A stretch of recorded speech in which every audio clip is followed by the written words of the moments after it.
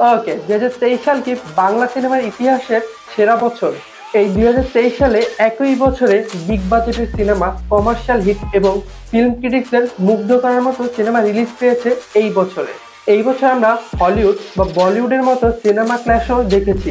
বছরের সবথেকে বড় বিগ বাজেটের দুটি সিনেমা প্রিয়তমা আর সুড়ঙ্গকে একসাথে ক্ল্যাশ করতে দেখেছি এবং দুটি সিনেমাকে কমার্শিয়াল হিট হতে দেখেছি বক্স অফিসে। এছাড়া বিগ বাজেটের MR9 বা বিগ বাজেটের Mujib the making of a nation সিনেমাটিও মুক্তি পেয়েছে এই বছরই। তাহলে কি বলাই যায় এই বছর 2023 সাল বাংলা সিনেমার জন্য একটি স্মরণীয় বছর হয়ে থাকবে?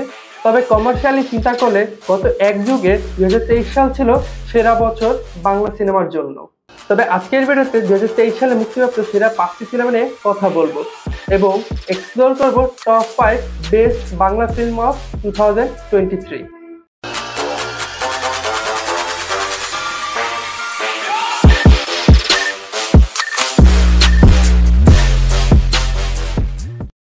5 নম্বর রয়েছে Mujib the making of a nation সিনেমাটি।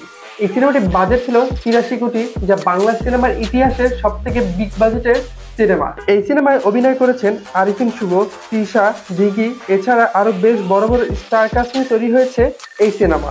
এখন পর্যন্ত বঙ্গবন্ধুকে নিয়ে তৈরি বেস্ট ফিল্ম হচ্ছে এটি। এর পাশাপাশি আরিফিন শুভর ক্যারিয়ারের সেরা পারফরমেন্স দিয়েছেন এই সিনেমায়। আগামী বছর জাতীয় চলচ্চিত্র পুরস্কারে চমক দেখাবে এই সিনেমাটি, Mujib the making of a nation সিনেমাটি। 4 নম্বর রয়েছে দুটি সিনেমা, 1971 সেই সব দিন আর ওরা 7 জন। এই দুটি সিনেমায় সেম জনরায় তৈরি।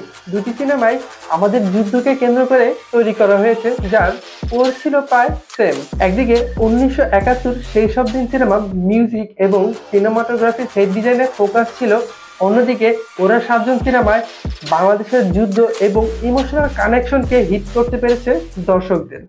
দুটি সিনেমাতেই অভিনেতাদের পারফরমেন্স ছিল টপ নচ। এই দুটি সিনেমাকে দর্শকদের কাছ থেকে আরো বেশি রেকগনিশন পাওয়া উচিত আমি মনে করি। 3 নম্বর রয়েছে আন্ডাররেটেড সিনেমা সাতাও। এই বছরের সব থেকে আন্ডাররেটেড সিনেমার মধ্যে একটি হচ্ছে এই সাতাও সিনেমাটি। বেশ রিয়ালিস্টিক রুরাল স্টোরি নিয়ে তৈরি এই সিনেমা। You will experience something new. বেশ ইমোশনাল স্টোরি আর আনপপুলার পেস নিয়ে তৈরি এই সিনেমা। জাস্ট এই সিনেমার ট্রেলার দেখার অনুরোধ রইল, এমনিতেই আগ্রহ বেড়ে যাবে এই সিনেমাটি দেখার জন্য। 2 নম্বর রয়েছে সুড়ঙ্গ সিনেমাটি। আফরান নিশোর সুড়ঙ্গ বাংলা সিনেমাকে অন্য মাত্রায় নিয়ে গেছে।